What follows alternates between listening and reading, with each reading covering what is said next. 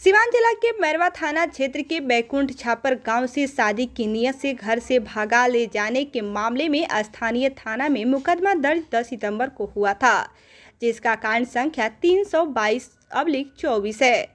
इस मामले में केस के आईओ एएसआई चुनचुन दास ने कार्रवाई शुरू कर दिया।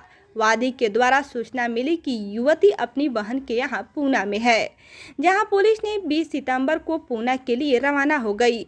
पुलिस ने पूना के हड़पसर थाना क्षेत्र अंतर्गत कालेपतन से युवती को बरामद कर 25 सितंबर की रात स्थानीय थाना पहुंची, जिसके बाद पुलिस ने उसे कोर्ट में बयान के लिए साथ ले गई।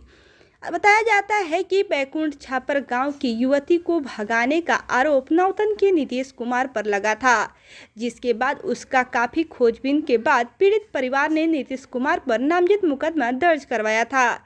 पुलिस ने बताया कि युवती फरार होकर अपनी बहन के घर पूना में रह रही थी। पुलिस ने उसे सही सलामत युवती को थाने लाने के बाद कोर्ट में पेश किया है।